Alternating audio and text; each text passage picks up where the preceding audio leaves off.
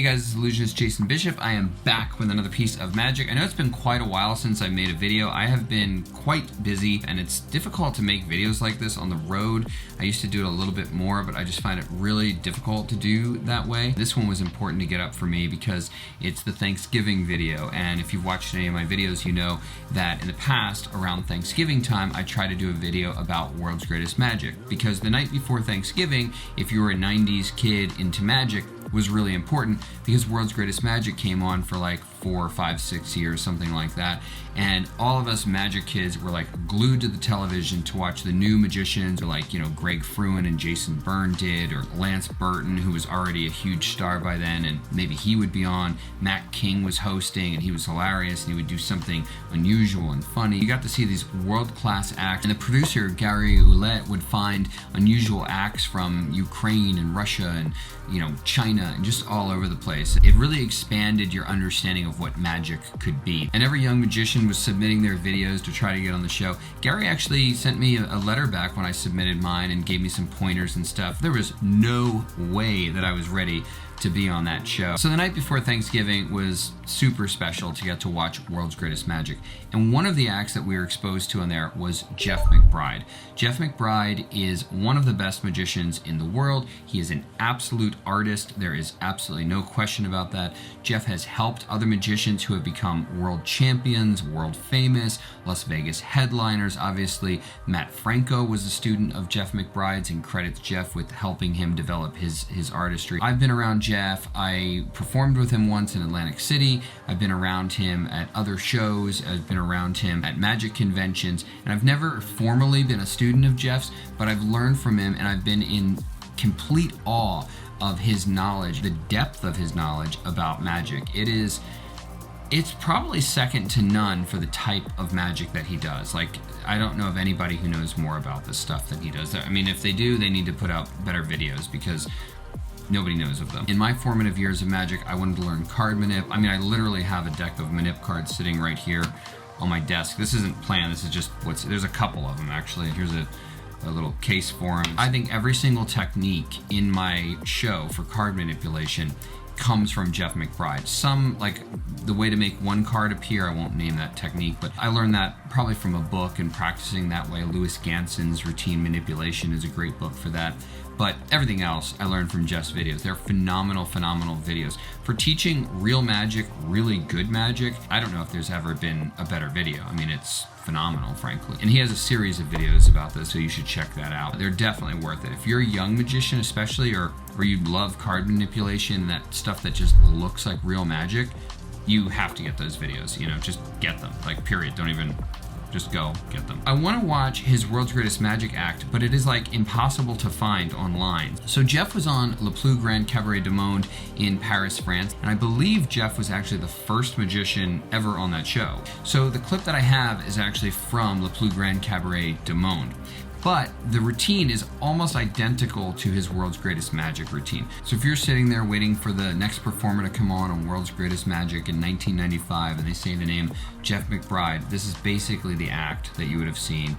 And it blew us all away. If you were a kid coming up in magic in the 90s, you watched this thing probably hundreds of times. You knew the magician that was on before him, after him. You knew what the host said to intro him.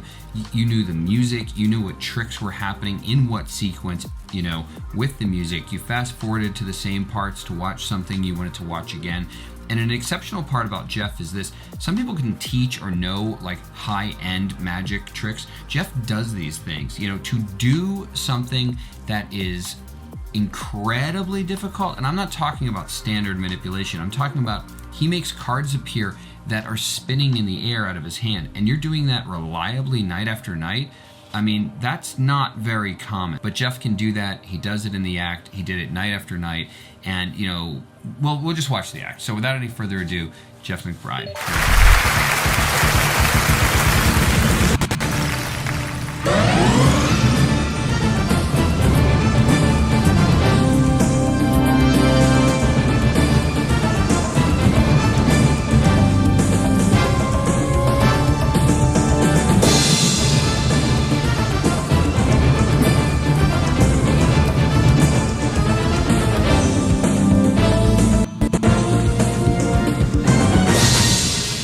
that's great. So he works with the masks there. He's continuously revealing something about himself. The act is revealing something about himself, and that's symbolized in part by the masks. So we have these high contrast gold masks. We have multiples of them, and then we reveal this completely contrasted white mask right there. Now, Jeff has a background in kabuki and various forms of dance, I think even break dancing, mime, etc. But what's interesting about this is that some of the tricks that he's doing with the masks here have their basis in, like, let's say in this case, multiplying billiard balls. So where a normal magician might just take one ball and then multiply into multiple billiard balls like that, Jeff has taken that concept, the idea of multiplying something, and he's leveraged it over to an unusual item, masks. You don't see a lot of masks in magic, and some people out there might be like, well, I've seen masks in magic. Yeah, well, I can tell you where they probably came from. They probably came from Jeff McBride, frankly, or someone stealing, the concept or his act entirely as such.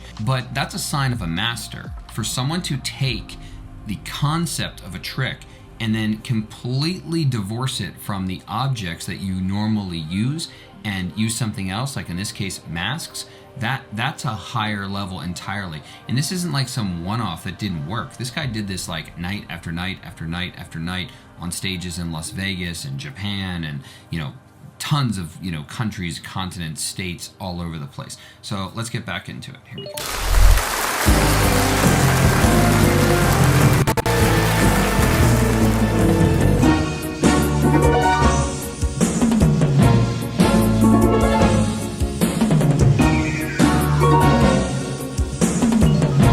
He just made a feather turn into, I would say, a cane in magic. He may be applying it as a magic staff in this case, or a magic wand. That would be a long magic wand. But you have this contrast. It's white, it's fluffy, it's soft, right? And then it turns into the polar opposite. It turns into something that is hard. So there's a massive contrast there. If the act is about development, developing yourself, or revealing layers of yourself, these contrasts are kind of interesting. If we keep going with the same sorts of objects, then it isn't as interesting. There's no conflict, there's no contrast. So let's get back into it. Another level, another reveal.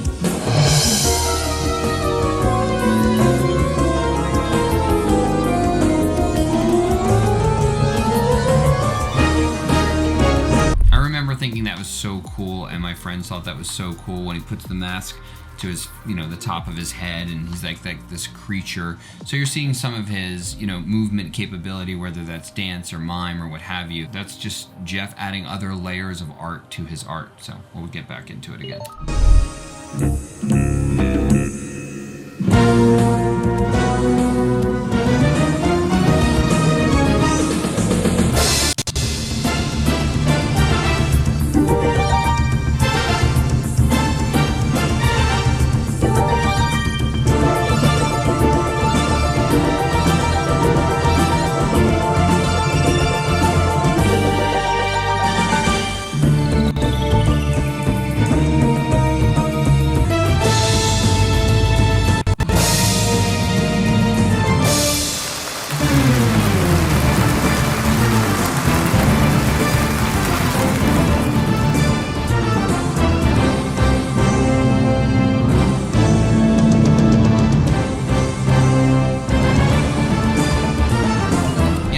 Too, because he's using the mask like that. It's almost a ventriloquist thing, because he's made this inanimate object become animate. For a moment there, his hand inside the mask gives it personality. I was talking to the great ventriloquist Jay Johnson about this, actually, is that you can take almost any object, and the moment a ventriloquist starts talking and pretending it's that thing, we have sympathy to that object. If I took this Coke can and it started, I'm a little Coke can, and you start to crush it, you'd be like, oh, you're hurting the Coke can. You can't escape having like sympathy or empathy for an object that you put emotion into, or motion as well, either one.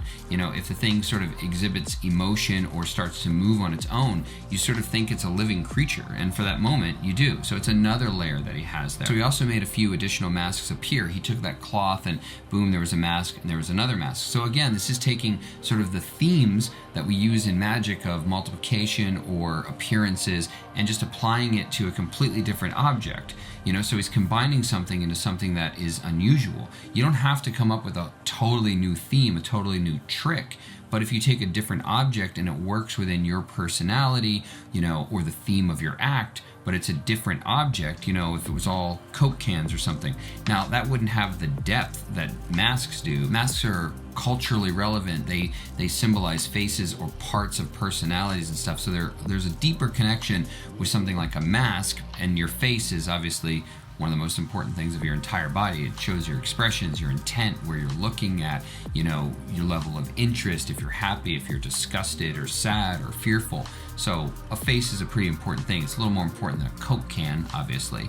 But if you found an equally important object and you did magic with that, it would have inherent importance to your audience. So let's get back into it.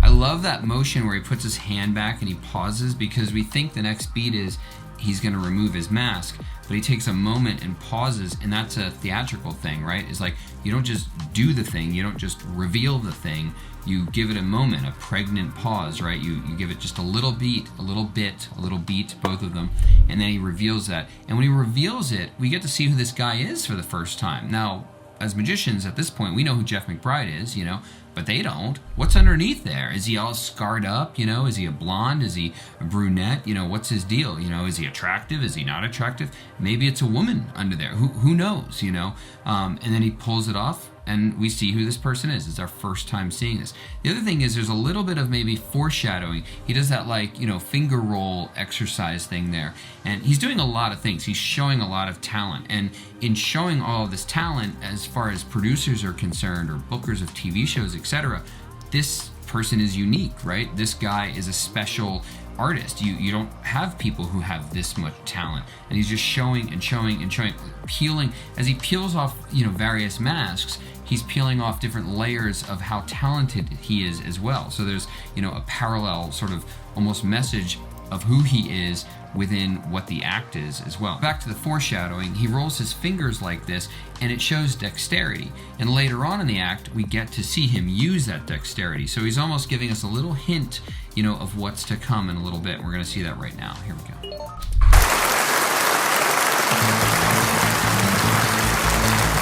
I don't want to interrupt for very long here, but there's a music change, right? So the whole thing is segmented. So there was that piece, and now there's another piece, and that's signified by the music actually changing. So this is different. What's going to happen now? So let's get into it.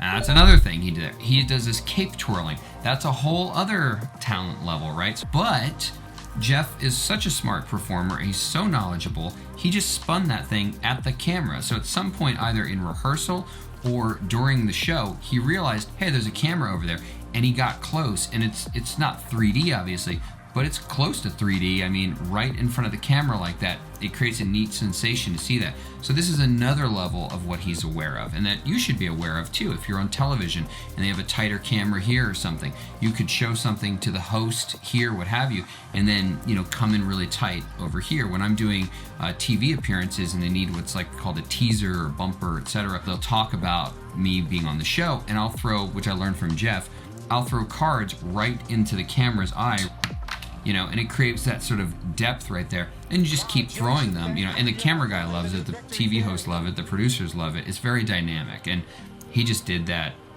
expertly, frankly. Now let's get back to it.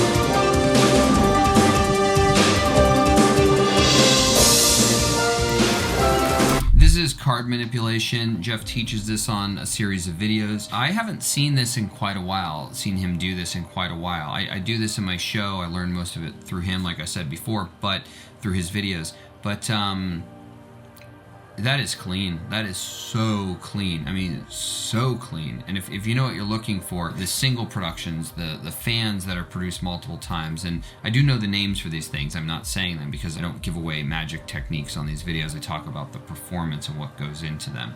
And so just super clean. I mean, very sharp, sharp appearances, quick appearances. The crest sort of the fans are really nice and clean and circular. It's actually better than I even remember it, to be quite honest with you. It's great stuff.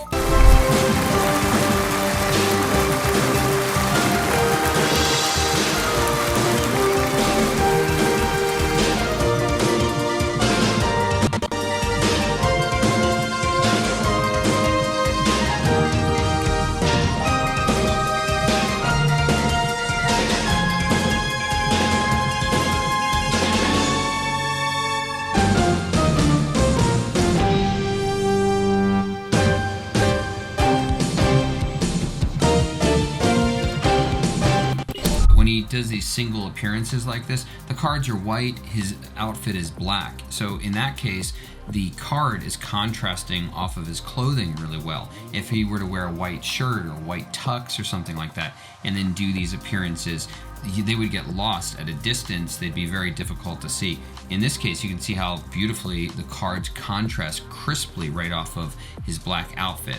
If you don't think that magicians or good performers think about this, you are wrong. This is exactly what they think about. How's that gonna play? That was something that I cannot imagine he didn't think about. Here we go.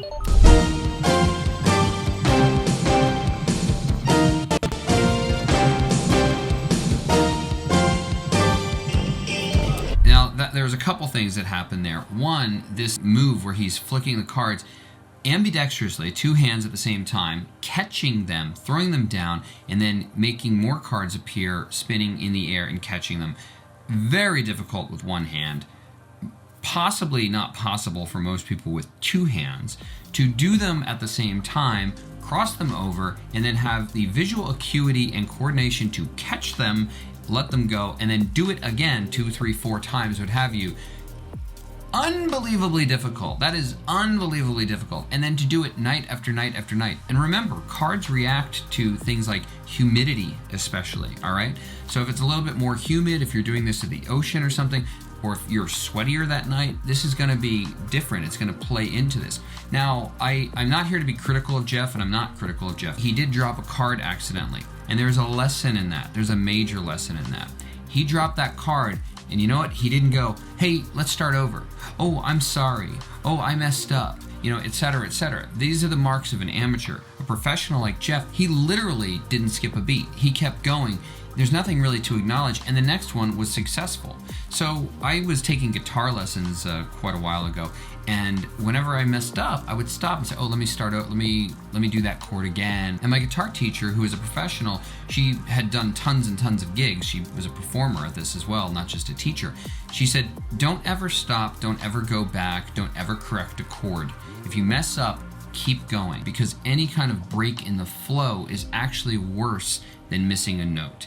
And Jeff missed a note by the tiniest little bit, but he did not break the flow, and that's what is more important. So I'm going to go back and watch that again with you guys and just watch it straight through, because I just broke his flow, but he didn't break his own. And to do that on stage and not acknowledge it, not be upset, and keep going and keep performing for the audience, making sure that they're having a good time, that's your responsibility, and that's what Jeff does. And yeah, it's a phenomenal lesson. So let me go back here.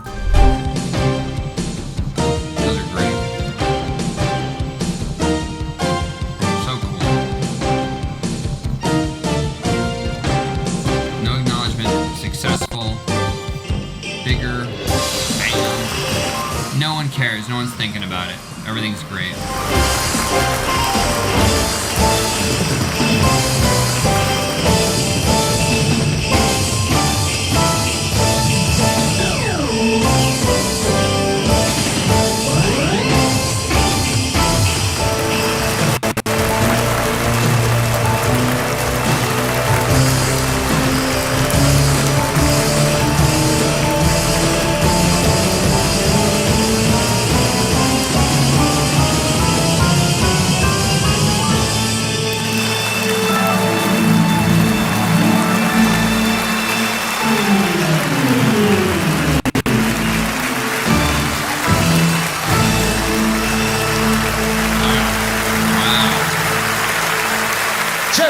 McBride. Formidable. Wow. Wow, that's actually better than I remember. I mean, the end with the music and stuff like that, I didn't even realize how good that was. That's hard to do. I mean, I know Jeff has a music, dance, movement background, but I would suspect he went to a choreographer or something for that. I would think. Maybe I'm wrong. And I know the guy is probably a genius, to be quite honest with you. That is so good. I mean, it's so dead on. I don't know if that music is custom to him. I'm not sure. I should probably like Shazam it real quick. So I checked Shazam and there is no record of that song. So I think that's an original piece for him. I'm not sure. You know, if you can get an original piece, that's fantastic, because maybe if Jeff made it himself or if a dear friend of his made it, you know, at a certain point you could say, you know, I'm dragging on this one part here. Could we put something in there? Can we make a new moment in there to elongate this or tighten it up or what have you? So that's really interesting. Whereas most of us take a pre-existing piece of music, whether that's popular music or a score, soundtrack, and we retrofit our act for that piece of music. And there's nothing particularly wrong about that. But boy, if the act can shift as the music shifts or the music shifts as necessary for the act, now that could be expensive. You may have to go to a composer. Obviously, with editing software today, we can loop things or we can duct them to bring the music down and elongate that, or create a little silence and then use another piece there. So there's a lot of that stuff, like, you know, Logic. You can do it in Final Cut, GarageBand, all of these various things. That is Jeff McBride. You know, you can go to Mystery School and learn from him. He does online teaching as well. I would think that it's definitely worth it. I mean, the foundation of my entire show comes from Jeff's teachings on card manipulation. You know, that's a piece that we do almost always at the end of the show. I've done it, you know, on multiple stages in New York City, cruise ships around the world, resorts, colleges, theaters. Manipulation like this isn't something that requires a tremendous amount of money. It's pretty affordable actually that way. You need a deck of cards, you know, a video or two, and some hours to spend on it. And if you don't want to spend the hours working on it, then that's okay. You're just not interested in it. If you're really interested in it, then it's just play, and you just spend hours and hours and hours. I remember when I first started learning from Jeff's videos, my friend Ryan and I were learning at the same time. I would buy a video and he would buy a video, and we'd sit there together and watch these things. And he got good at it and I got good at it, and I did some competitions and stuff with it.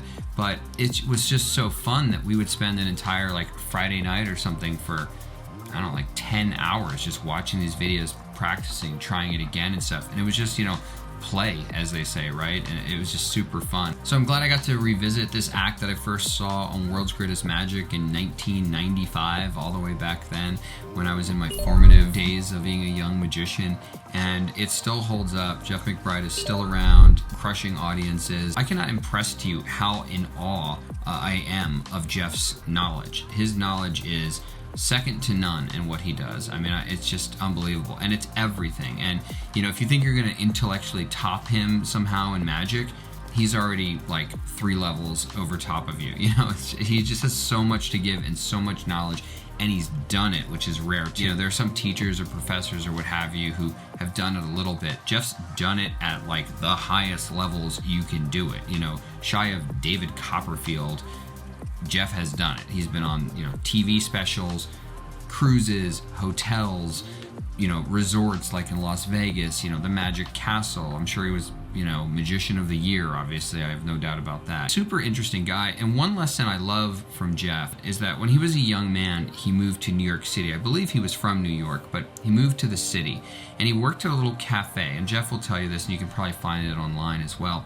But he worked at this cafe doing magic.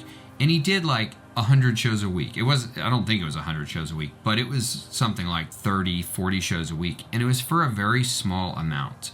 And the other magicians would judge him for doing all of these shows for this small amount. But the development of a person's magic requires a tremendous amount of shows. The famous story that Lance Burton will say is the Hamburg story, which is where the Beatles worked in Hamburg, Germany, you know, and did, I don't know, 5 shows a night or something for months and months and months. That's where they became the Beatles and were able to be completely in sync with each other. So New York was Jeff's Hamburg, right? And for Lance Burton, he had his Hamburg. Tombstone Junction, the amusement park in, I think, Kentucky, was where he and Matt King just had repetition in order to develop themselves and figure out all the little problems. You want to make all the mistakes because you want to know how to fix them or avoid them. So Jeff did that, and I think his first gig after that was opening for Diana Ross. He's performed that act with card manipulation on the Radio City Music Hall stage. That sits over 6,000 people, that theater. 6,000 people. It's insane. I've been there. It's like this cavernous, you could put an airplane in it, you know? But he's performed on that stage. I remember in college I was a theater major, and I took Jeff's act to one of my theater professors who was a director as well and had been in some movies, and we went over it. And he, just like I'm doing now actually, and he was like, look at how his hair moves and how this, and just all these parts. And it's interesting because as magicians, you know, we tend to think about the trick, you know, largely, right? But a performance is so much more. And Jeff's entire, you know, he's wearing tights back then. He's wearing boots. He's got the buttons coming down here. You know, it's interesting. It's different. I was talking to a newer magician recently, and he said to me, you know, there's two trains of thought on your props. You could have magic props that look like magic props, or you could use regular items. This is what he said to me. And I explained to him, there's another category in there, and that is things that look interesting, right? And that's what Jeff is doing. His outfit looks interesting. Every one of those masks looks interesting. The cape that he has this pink lining with black on the other side. It contrasts. It looks interesting. He can twirl it. That looks interesting. So that's a big lesson from Jeff, I think, as well, is that items on stage can be interesting. And a lot of manipulators don't really do that. If you just have cards or even found items, I was telling somebody the other day, you know, they're like, oh, I could use a Starbucks cup. And I'm like, well, what's an empty Starbucks cup normally? And they're like, what do you mean? They're like, it's empty. I go, no, what is an empty Starbucks cup? It's garbage. That's what it is. So do you want to bring garbage on stage under the guise of, well, it's an everyday object? Yeah, so is toilet paper. It doesn't really need to be on stage. You know, if you went to see a movie and all the props were, you know, Starbucks cups and toilet paper, I mean, some indie movie, okay, fine, whatever. But the big, you know, movies, if you're gonna go see Wicked or Independence Day or Mission Impossible, you know, you wanna see something different. You wanna see something you haven't seen before.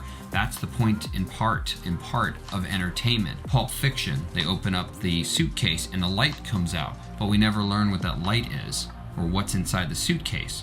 What's inside the suitcase? We never learn. It's a mystery. It's an enduring mystery for over 30 years from that movie, Inglourious Basterds. One of the characters has a rope burn on his neck. He addresses it, I think, in the movie, but he never says what it came from. And Quentin has said, I want your imaginations to fill in what happened to him. Why does he have a rope burn on his neck? Jeff McBride is a fantastic performer. If you get the chance to see him lecture or perform, go and watch it. It will be an interesting, unusual, different, high-end experience for you. You will be watching an absolute artist in the art of magic perform, someone who has basically no parallel in the way that he performs, and he is in the top tier among people like Lance Burton, David Copperfield, Michael Carbonaro, any of the great artists in magic, Siegfried and Roy. These are different types of magicians, obviously. They have different scales and stuff. But as far as quality, Jeff McBride is one of the best magicians to have ever lived, period, hands down. I hope you guys enjoyed this video. Have a happy Thanksgiving. Please make sure that you like, subscribe, you know, hit the bell for notifications, and we will see you in the next one.